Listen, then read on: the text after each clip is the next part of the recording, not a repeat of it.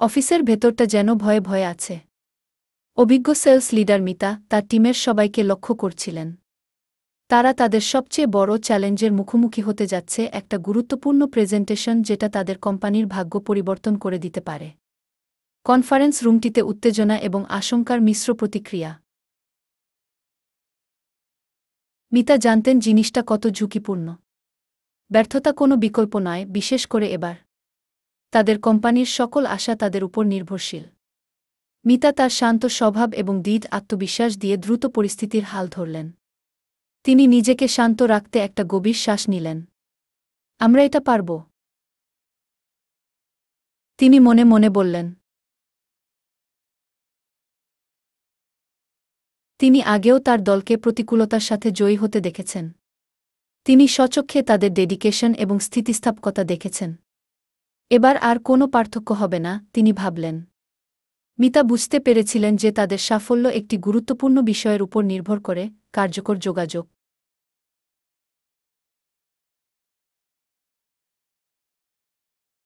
এটি যেকোনো সফল দলের জন্য অত্যন্ত গুরুত্বপূর্ণ, বিশেষ করে বিক্রয়ের ক্ষেত্রে। তিনি জানতেন যে স্পষ্টতা, মনোযোগ সহকারে শোনা, গঠনমূলক সমালোচনা এবং পারস্পরিক সম্মান কেবল কথার কথা নয়, সাফল্যের জন্য গুরুত্বপূর্ণ উপকরণ।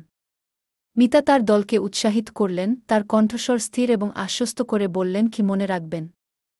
আমরা আজ শুধু একটি পণ্য প্রদর্শন করছি না।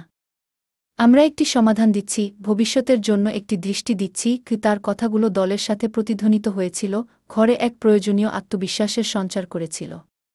মিতা স্পষ্টতার গুরুত্ব ব্যাখ্যা করে শুরু করলেন। আমরা কি দিচ্ছি তা স্পষ্ট হতে হবে। এবং এটি আমাদের ক্লায়েন্টকে কিভাবে উপকৃত করবে, তিনি ব্যাখ্যা করলেন। আমাদের প্রত্যেকেরই আমাদের মূল্য প্রস্তাবটি এমনভাবে বলতে হবে যা আকর্ষণীয় এবং বুঝতে সহজ। তিনি প্রেজেন্টেশনটিকে বিভিন্ন ধারায় বিভক্ত করলেন, প্রতিটি টিম সদস্যকে একটি নির্দিষ্ট বিষয়ের উপর ধ্যান কেন্দ্রীভূত করার জন্য নিয়োগ করলেন।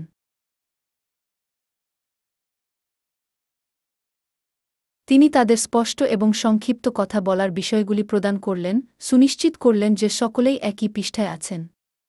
মিতা বুঝতে পেরেছিলেন যে একটি বিভ্রান্ত দল একটি বিভ্রান্ত ক্লায়েন্টের দিকে নেতৃত্ব দেবে।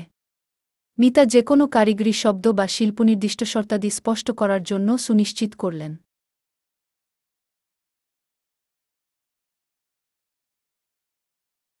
আমাদের লক্ষ্য হল তথ্য এবং পণ্য দিয়ে কাস্টমারদের আগ্রহী করা, বিভ্রান্ত করা নয়, তিনি তাদের মনে করিয়ে দিলেন।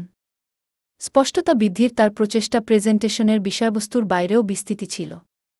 তিনি এটাও সুনিশ্চিত করলেন যে চাক্ষুষ সাহায্যগুলো পরিষ্কার, আকর্ষণীয় এবং অনুসরণীয় করতে। মিতা জানতেন কার্যকর যোগাযোগ দুই দিক থেকেই হওয়া উচিত। তিনি তার দলকে সক্রিয়ভাবে শোনার জন্য উৎসাহিত করলেন, মৌখিক এবং অমৌখিক উভয় রকম ইঙ্গিতের প্রতি মনোযোগ দিয়ে। মিতা বুঝতে পেরেছিলেন যে কোনো কাজের উন্নতি এবং আরও ভালো করার জন্য ফিডব্যাক অনেক গুরুত্বপূর্ণ।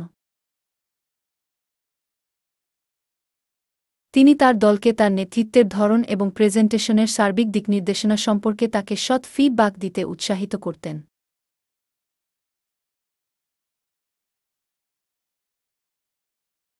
তিনি তাদের শক্তিগুলির প্রশংসা করতেন, উন্নতির জন্য ক্ষেত্রগুলি হাইলাইট করতেন। তিনি কঠোর সমালোচনা এড়িয়ে যেতেন এবং তাদের কার্যক্ষমতা উন্নত করার জন্য ব্যবহার করা যেতে পারে এমন কার্যকরী উপদেশ প্রদানে মনোনিবেশ করতেন। পরিশেষে বলে রাখি, এটা সম্পূর্ণ এআই দিয়ে প্রস্তুত করা। আমরা প্রযুক্তির সর্বোচ্চ ব্যবহার নিশ্চিত করেছি। সে অনুযায়ী আমরা আপনাদের কাছে সেরা হিসেবে নির্বাচিত হব বলে আশা রাখি। আপনার মূল্যবান সময় দেওয়ার জন্য অসংখ্য ধন্যবাদ।